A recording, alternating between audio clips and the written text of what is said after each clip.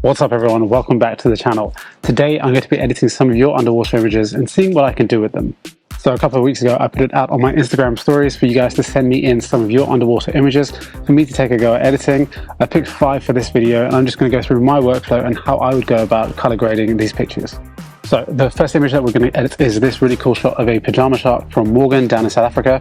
Pajama sharks are a really cool species that I've always wanted to see. It's pretty typical for what you'd get from an underwater shot, lots of blues and aquas, but I'm going to show you how just in a few minor changes we can go from blues and aquas to lots of warm tones. So first things first, we always do the basic adjustments first. On this one I'm going to bring up the warmth a little bit, move it more towards the yellow side, bring up the exposure just a tiny bit and bring down those shadows as well, just to increase the contrast a bit and bring out those lines in the pajama shark a little bit more. That's going to be it for now for the basic adjustments. We can always come back and tweak these later, but now we're going to move on to the tone curve. Now this is actually a pretty well exposed picture, so we're just going to go with what my standard routine is for an image like this, which is a basic S curve. So we bring down the shadows just a little bit, increase the highlights a touch, and the midtones you can either keep the same or bring them up a little bit as well. After that we move on to where the magic happens, and that's the color mixer. Now as I said before, this is going to be mainly aquas and blues, and if you've watched my videos in the past from editing underwater images, you'll know that I always shift the tone of the aquas more towards the blue side and then desaturate them quite a lot, and that brings out a lot of the natural warm tones in the picture. And that's exactly what I'm going to do here. I'm also going to increase the luminance of the aqua as well, and that just helps to bring out the lightness in areas of the picture which you think should be white. That's already made such a big difference in the image already. Next thing we're going to do is fine tune it a little bit more and add a few more warm tones into the picture. So come down to the color grading tab, and in an image like this I'm going to want to add warm tones into all of the different areas of the image, so the shadows, the highlights and the midtones as well, and that's exactly what I do here. After that we come down to the calibration tab and just use that to warm up the picture just a touch more. This tab is incredibly powerful, so you want to go easy with it, but with just a few tweaks here we can just increase the warmth a bit more. And that's going to be it for the edit on this particular image. As you can see, I didn't really do anything super crazy, just a few minor tweaks, but if you know what you're doing, you can make a big difference to these shots. Going from a completely blue image to a image with much more warm tones in it, bringing back some of those oranges and reds that would have been in there naturally. Now this second shot comes from Ronald, and it's of this beautiful reef shark.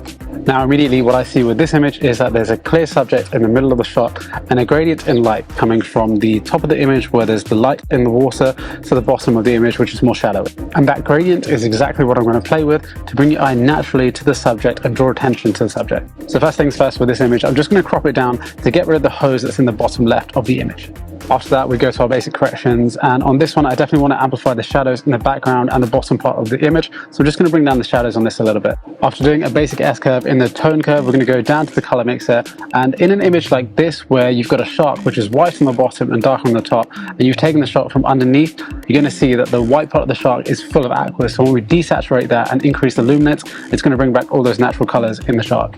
Now this is quite a noisy picture, and if it were taken in RAW I would definitely use the AI denoise function within Lightroom to bring down a lot of that noise, but unfortunately because this is a JPEG, JPEGs aren't compatible with the AI denoise, so we're just going to have to play with it and keep that grainy effect in the shot. Like I said before, I really want to draw attention to the shark and make that the center point of this shot and just bring the eye naturally to it. So first things first, we're going to bring a mask around the shark.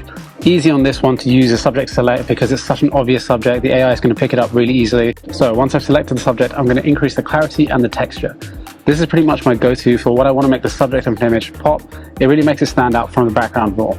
I'm also going to increase the whites on this particular shot just because it's going to make the underside of the shark pop just a little bit more. After that we're going to use 2 gradient filters.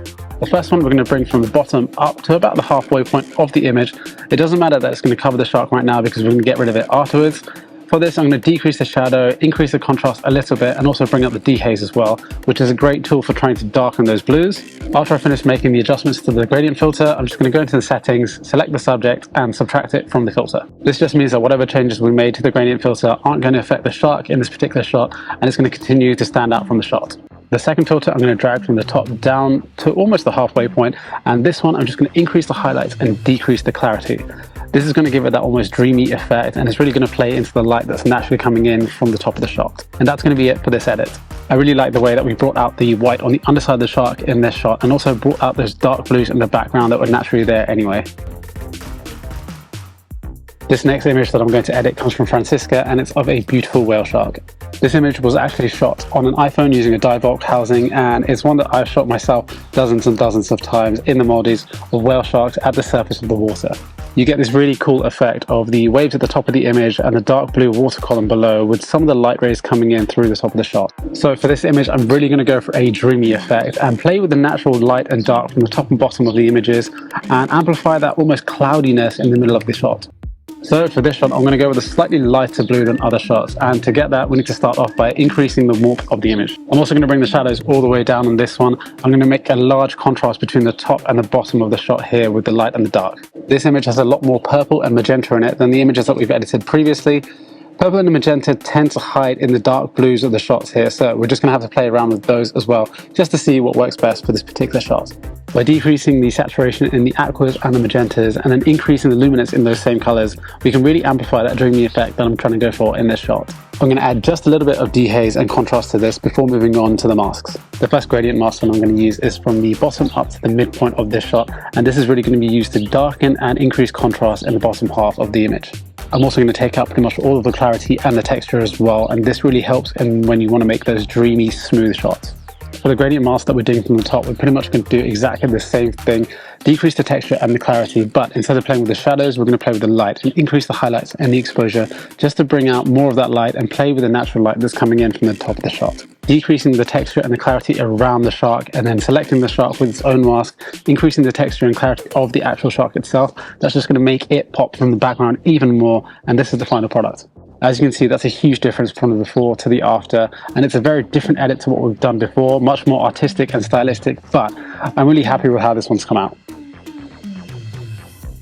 The next shot that we're going to work on is this lovely image of a green sea turtle from Emma. Now, straight off the bat, I can tell you this is going to be a much harder edit than the ones that we've done previously.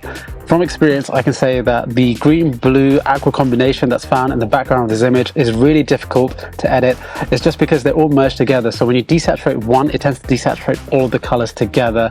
Makes it hard to differentiate between them. And the fact that this is a JPEG and not a RAW makes it even harder. So one of my aims with the edit on this one is going to be to try and differentiate between the different colors. And it's going to make desaturating one easier without desaturating all of them. So I'm going to increase the warmth a little bit and bring up the shadows on the initial part of this edit. I want to desaturate a lot of those blues and aquas that are in the background whilst maintaining a lot of the warm tones that are on the actual turtle itself. Being that it's a green sea turtle, it's naturally a lot of oranges and reds. So we're going to keep that in there and get rid of some of those yellows and greens. That classic combination of desaturate and increase luminance is going to come in really handy with the underside of the flippers on this turtle. After I've desaturated as much of the blues in the background without making it look super unnatural, I'm going to move on to creating a mask for the actual turtle itself, increasing the clarity and the texture just to make it stand out from that plain background. And that's going to be it for the edit on this image. As you can see, that's actually quite a big difference from the before to the after. I've got rid of a lot of those overly saturated blue-greens in the background, and I think it's a much better, well-balanced image now. The last shot for this video is going to be this epic one of a whale shark from Rio. It's a really cool shot of a whale shark over the edge of the reef. So you can see on one side you've got some coral, and on the other side you can see the deep blue. And this is going to be really helpful for the image to draw attention to the whale shark itself. I'm going to play with those natural contrasting gradients. So first up, let's increase the warmth of the image and bring up the contrast as well. After that, we're going to do a basic S-curve, and then in the color mixer, we're really going to play around with the blues and aquas here. I'm really going to play around with the aquas and blues in this image. The coral reef below the shark would have a lot of white in it naturally from the rock that's there, and I really want to bring that back out into the image. Dehazing this image is going to crispen up some of those darker spots, but it's also going to introduce some purple, which I don't really want in there. So I'm going to go back in, take those out, and then move on to the masks. As you've seen before, I'm going to select the subject and make that stand out more from the background by increasing the clarity and the texture. After that, the top mask is going to be used to darken up the image there. Where the reef fades off into the deep blue, we really want to play with that and amplify that a little bit more. Decreasing the shadow, dehazing it just a little bit, increasing the contrast, and then bringing down the texture and clarity is just going to help to bring more attention to the shark itself. For the bottom mask, we want to bring out some of those natural warmer and white tones in the reef itself. I don't want to desaturate it too much because that's going to make it look grey and not natural, but increasing the whites on this is going to bring back a lot of the natural whites that we found on the stone on a coral reef. And after that, this image is done. As you can see, the initial image didn't really need that much in the way of color grading, so this is more of an artistic edit, but I'm really happy with how we've managed to differentiate between the shallow parts of the water, the deep water, and the shark itself, and I like how this image came out. And that's it. That's how I would color grade these 5 underwater images. All of the images that I edited today were JPEGs, and whilst you are restricted in how much you can edit a JPEG compared to with a RAW, as you can see, you can still make a big difference even with the JPEGs if you know what the basics are and what you're doing. Hopefully you found this video useful, and maybe watching my workflow has given you some tips for your own. I'm all about showing people that underwater photography isn't as difficult or as daunting as they think it is. And I know that editing is a big part of that, but hopefully today's video has shown you that color grading isn't that difficult. Make sure to like the video and subscribe to the channel for more videos like this one. Let me know in the comments below if you want me to do another video like this where I edit your pictures. Thank you for watching, and I'll catch you guys in the next one.